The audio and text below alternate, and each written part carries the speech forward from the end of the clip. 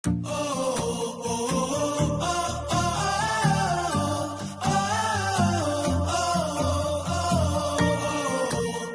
ating giting ng Pasig. May nakikilabas ako si Panalo na. Yes.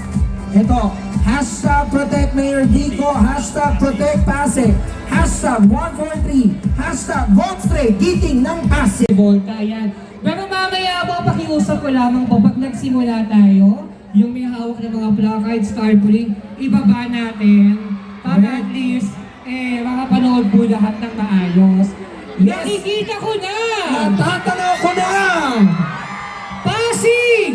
Ang mahusay na mayor! Giting ng Number 4 Pasig. sa inyong mga balita, Mayor Vico Soto!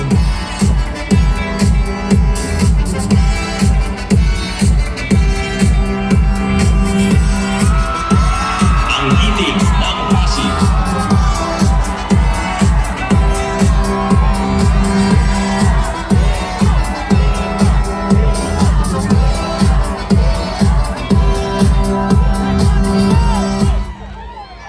Ayan. Yes, kaya naman huwag natin.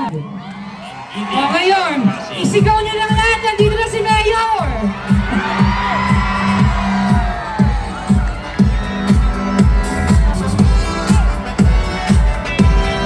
Yes! Siyempre, Ang giting ng Pasig.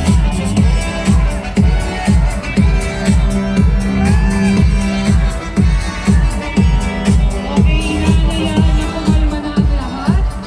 Konting katahimikan na po. Tayo po ay magsisimula na.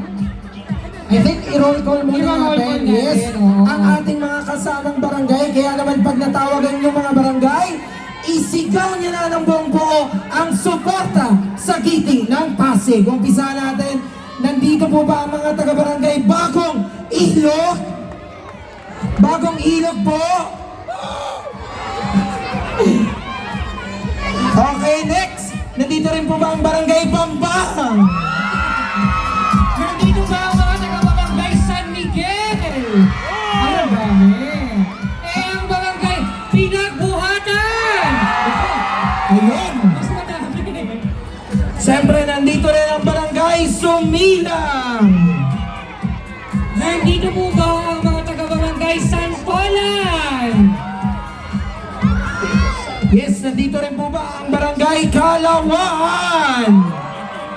Siyempre, barangay Dalapan! Yes, nandito na rin. Yes, ina-acknowledge din po natin. Nandito na po ang ating ina, Miss Connie Reyes. Ang giting ng Pasig. Siyempre, kasama na natin ang ating congressman,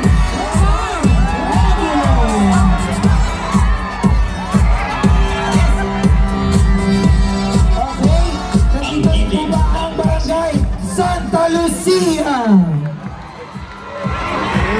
Okay ka ba ba, partner? Kaya pa. Kaya pa to. Ang barangay San Nicolas! Ayun, nandun sa gilid. Barangay Kapasigan! Eto, nandito.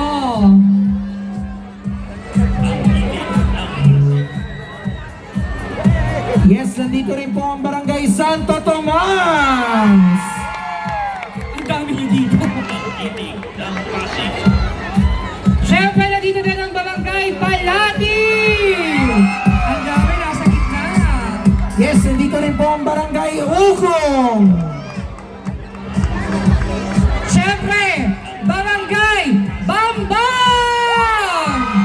Ang dami, nasa likodan. Okay, dahil kompleto na po ang ating giting ng Pasig, baka inaanyayahan natin sila sa isang group picture.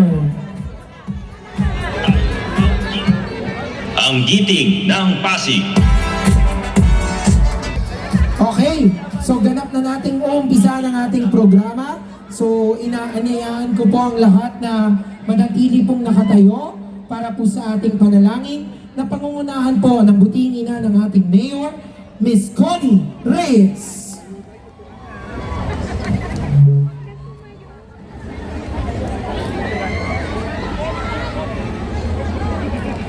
Magandang gabi, kapwa ko Pasigenyo.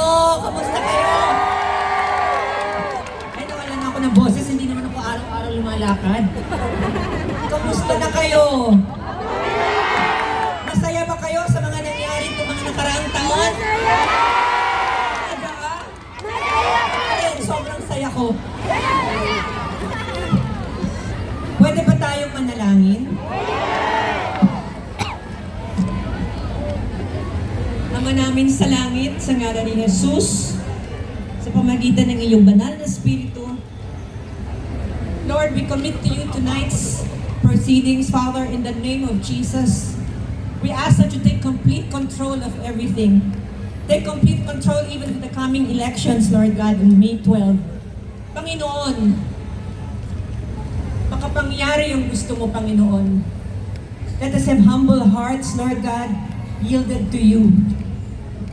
Lord, inutos mo sa amin, Panginoon, sa iyong salita na ipanalangin namin ang lahat ng tao, kapwa namin, hindi lang sarili namin. Gusto mong magdasal kami para sa kapwa namin at gusto mong magdasal kami para sa mga namumuno ng aming bansa. Sa lahat ng mga syudad, probinsya, all throughout the country. Lord, kasi pag pinanalangin namin sila, magiging tahimik ang buhay namin. Magiging mapayapa, mabubuhay kami ng marangal.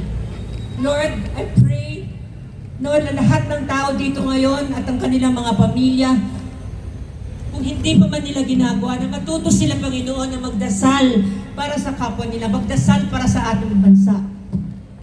Lord, thank you. Maraming magandang mga nangyari itong mga nakarang taon, Panginoon, dahil nandyan ka. Ginabayan mo kami, Panginoon, ang konseho, ang aming congressman, mayor, at vice mayor. Maraming salamat, Panginoon. Thank you, Lord, na dahil may pagkakaisa sila, dahil they're united, Lord God, pinagpala mo ang lahat ng ginagawa nila. Lord, let tonight be a happy event, a joyful event. Thank you, Father. I pray that you bless every person who's here now, every family represented. Bless them, Lord, more than they could ever hope for or imagine. Thank you, Lord. In Jesus' name we pray. Amen? Amen. Yan, kaya sila talagang, kaya maraming magagandang mga nangyari kasi nagbuklod-buklod sila, nagkaisa sila. Kaya mga kaibigan, mga kababayan, mga mahal kong Pasigenyo, sa Mayo 12, sa Lunes, pupunta ba kayo para bumoto? Huwag nating sayangin ang mga karapatan natin, di ba? Isang responsibilidad din ang bumoto. Ano ang boboto natin? Dito sa Pasig. I am very hopeful that we're going to have an honest, orderly, peaceful elections. Ang ibig sabihin ng hope, H-O-P-E. Honest, orderly, peaceful elections. O, diba? Kaya sa Lunes, straight getting tayo! Straight getting tayo! Straight getting tayo! God bless you! Mahal namin kayo! Maraming salamat, Ma'am Connie. Alam ko, ito na yung inaabangan ninyo! Tama ba ako? So, mapapakinggan po natin ang buong team Giting ng Pasig. Inaanyayakan po kayo magsupo. Yes. Pakinggan po natin sila, bakit Giting ng Pasig ang pipiliin natin? Bakit Giting ng Pasig ng District 1? Bakit Giting ng Pasig ng District 2? At bakit ang 143? Simulan na po natin sa District 1! Kampiyon natin sa Peace and Order, Majority Floor Leader ng City Council. Number 4 sa inyong mga balota, Consi Volta de los Santos. Pero bago ang lahat ko, si Volta, Yes. papasukin muna natin, Bossing B. Soto! Ang giting ng Pasig.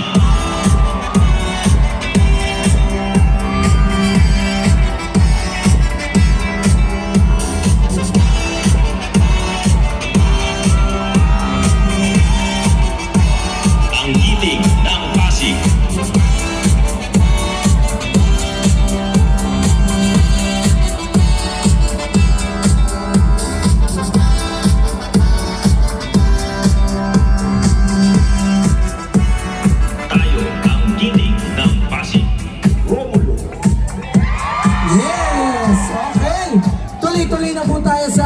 programa. Umpisa na natin sa bumubuo ng Giting ng Pasig mula sa Distrito 1. Kampiyon! 1, 4, 3 na! Yes, para umpisahan ang ating 143 para ipakilala ang nag-iisa nating Vice Mayor na kakampi ng Pag-asa. Tinatawagan ko po ang kanyang butihing may bahay para po pumunta dito sa ating entablado para ipakilala ang ating Vice Mayor. Palakpakan po natin Miss Mikey Kowako Jaworski. Ang giting ng Pasig.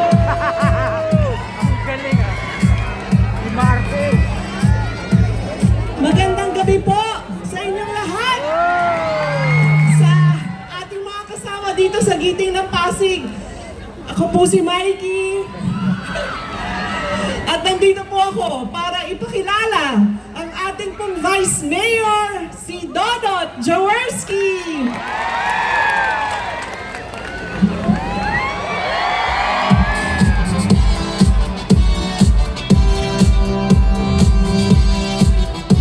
Ang giting ng Maraming salamat. Magandang gabi po sa ating lahat. Good evening! Alam nyo mga kaibigan, 45 days na nakaraan, no? Siguro narinig nyo na yung aming mga plataforma, programa, kung ano po nagawa namin sa loob po ng 45 araw. Sa tingin ko ngayon, mag-uumpisa ako sa pasasalamat. Nais ko po muna magpasalamat sa lahat ng nakasama namin, sa araw-araw na kampanya, sa init ng araw, sa malakas na ulan, balik na naman sa init ng araw. Lahat po ng aming mga staff, lahat po ng ating mga TL, lahat po ng ating mga kapitan na nandito ngayon, ang ating mga kagawad na nagpakita ng mga suporta sa ating pong mga staff sa mga kanya-kanyang opisina, lalong-lalo na sa aming mga pamilya. Kay Bossing, siyempre, Tita Connie, sa aking napakagandang asawa, at sa aking mga 3 poging anak. Pag umiikot nga ako, minsan hinahanap.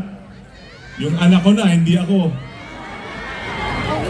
Pero higit sa lahat, ako po ay nagpapasalamat sa lahat ng pamilyang Pasigueño na nagbukas ng inyong tahanan, nagbukas ng pinto ng inyong mga bahay-bahay para mabigay ang inyong mga ngiti at masabi ang inyong suporta para sa Giting ng Pasig. Kami po ay nagpapasalamat sa inyong lahat.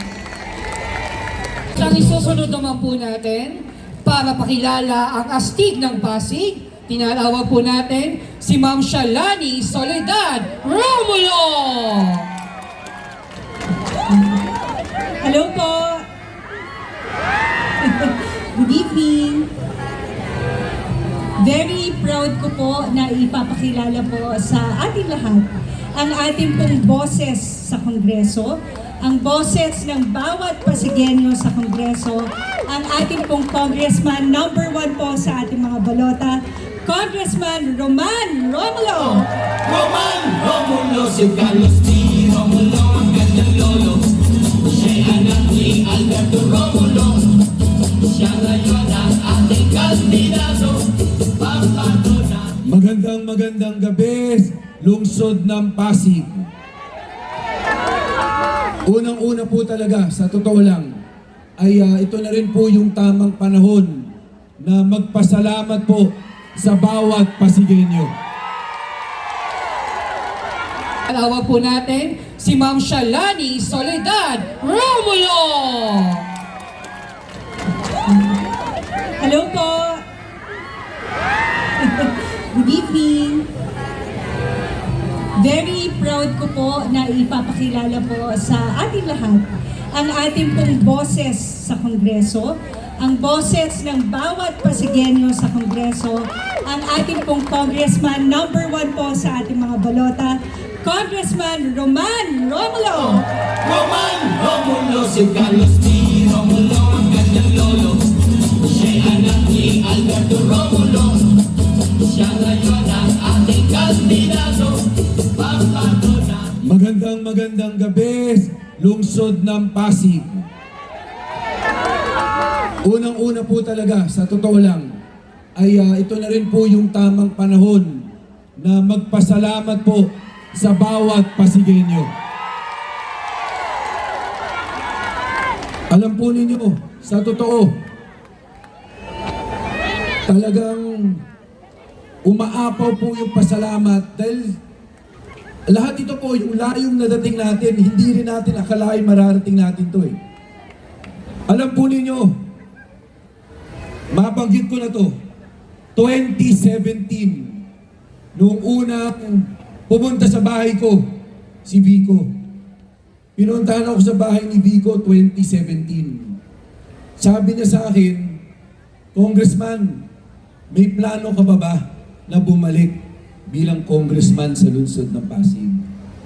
Sabi ko sa kanya, 2017 po ito.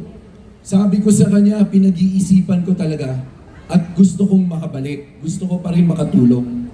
Sabi sa akin ni Vico, nag-uusap kami noon, sabi niya sa akin, kung hindi ko sigurado kung gusto ko pang tumakbo ng pangalawang termino bilang konsehal.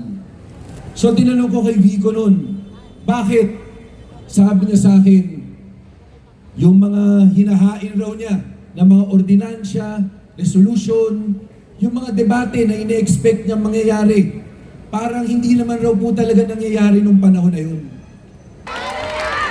Titingnan po ng buong Pilipinas sa Pasig ba nung tumindig ang isang tao para sa good governance at binigay ang good governance. Ang Pasigueño, tuloy-tuloy pa rin po ba ang pagdindig kasama ni Vico? Pero mapapatunayan lang po natin sa buong Pilipinas na suportado natin si Vico at ang good governance kung ang bawat konsihal ng Team Giting ay ating iahalal sa Lunes.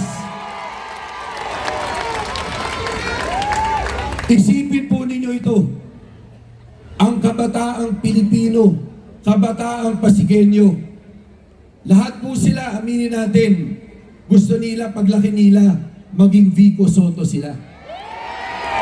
Hindi lang sa Pasig po, buong Pilipinas po yun, nakikita nyo sa bata. Tayo dito sa Pasig, hahayaan po natin na ma-disappoint ang kabataang Pilipino na ang isang tao na nagsakripisyo, nagbigay ng good governance, nagbigay ng karangalan sa ating lungsod, ay hindi natin bibigay ang buong Team Giting sa kanya. Pag hindi po natin nabigay sa kanya, yung kabataang Pilipino sasabihin, bakit ganun?